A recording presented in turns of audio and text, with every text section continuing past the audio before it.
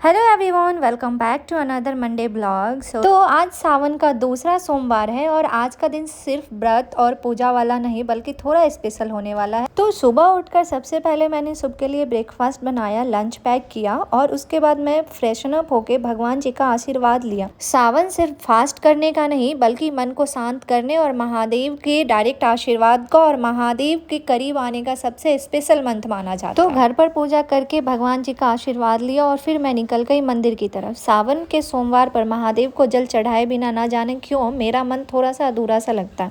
तो मंदिर जाकर सबसे पहले महादेव जी को जल अर्पित किया, पूजा की और सभी भगवान का आशीर्वाद लिया। वैसे सच कहूँ तो मंदिर जाकर जो सुकून मिलता है ना, उसे शब्दों में बता पाना बड़ा मुश्किल है। कुछ देर के लिए ऐसा लगता है कि जैसे सारी परेशानियां पीछे छूट गई और मन शांत हो गया।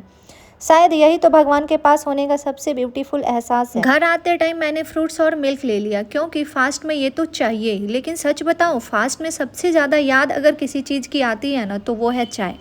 पता नहीं चाय में ऐसा क्या है, लेकिन एक कप चाय मिल जाए तो लगता है बस दिन अब बन गया। और जैसे ही मैं घर वापस आई, बारिश ने भी मेरा स्वागत शुरू कर दिया। सावन का महीना है तो बारिश तो बनती है, लेकिन पुणे की बारिश का कोई भरोसा नहीं है, कब आएगी, कितनी आएगी और कब चली जाएगी, खुद बारिश को भी नहीं पता होता। तो मैंने आराम से चाय पी, थोड़ी सी बारिश एंजॉय की और अब बारी थी मेरी मॉर्निंग मीटिंग की। वैसे काम करना इतना भी मुश्किल नहीं होता है, लेकिन मीटिंग्स में जाना मतलब पेशेंस का टेस्ट होना। मीटिंग के बाद मैंने अपनी टीम को काम असाइन किया और फिर खुद भी अपने टास्क में लग गई। और गाइस, काम इतना था कि 11 बजे से लेकर सीधे 4 बजे तक लगातार काम कर रही थी मैं। काम अभी पूरा भी नहीं हुआ था, लेकिन बीच में मैंने सोचा फास्ट भी है तो खुद का ख्याल रखना भी ज़रूरी है। तो बस काम के बीच थोड़ा ब्रेक लिया और अपने लिए बनाया स्पेशल फास्टिंग मील। तो गाइज, आज काम का प्रेशर इतना था कि मैं एक तरफ अपना फास्टिंग मील बना रही थी और दूसरी तरफ काम भी कर रही थी। और इसी मल्टीटास्किंग के चक्कर में मेरा साबूदाना थोड़ा सा तो जल भी गया था, लेकिन कोई बात नहीं, घर का खाना है तो थोड़ा बहुत तो चलता है। तो आज मैंने अपने लिए बनाई साबूदाना खीर, लेकिन थोड़े अलग तरीके से। अगर आप भी वही ट्रेडिशनल साबूदाना खीर खाकर बोर हो गए हो तो इस तरीके से एक बार जरूर ट्राई करना। और उसी के साथ मैंने मखाना भी फ्राई किया। सब कुछ करने के बाद मैं शुभ का वेट कर रही थी। फाइनली शुभ भी आ गए थे, तो हम दोनों ने साथ में अपना फास्टिंग मील एंजॉय किया और अब पेट भी खुश था तो मन भी खुश था।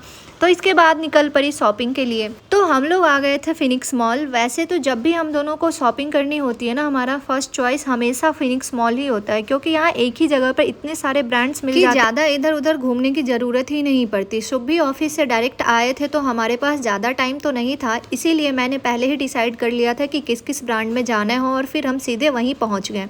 हमने काफ़ी सारी ड्रेसेस ट्राई की, मैंने भी, शुभ ने भी। तो इतने सारे ऑप्शंस देखने के बाद फाइनली हमारी शॉपिंग कंप्लीट हो ही गई। वैसे मेरे और शुभ में एक चीज़ बिल्कुल कॉमन है, हम दोनों बहुत ज़्यादा चूजी हैं। हमें कोई भी ड्रेस पहली नज़र में पसंद आ जाए ऐसा बहुत रेयर ही होता है। तो फाइनली हमें अपनी पसंद की ड्रेस मिल गई और हमारी शॉपिंग हो गई कंप्लीट। और फिनिक्स मॉल की एक अच्छी बात यही है कि एक ही जगह पर इतने सारे ब्रांड्स और ऑप्शंस मिल जाते हैं, तो कपल शॉपिंग के लिए काफ़ी कन्वीनियंट होता है। तो गाइज, आज के ब्लॉग में बस इतना ही। मिलते हैं अगले ब्लॉग में एक नई कहानी और एक नई मेमोरीज के साथ। Thank you so much for watching. मिलते हैं अगले ब्लॉग में। Bye bye.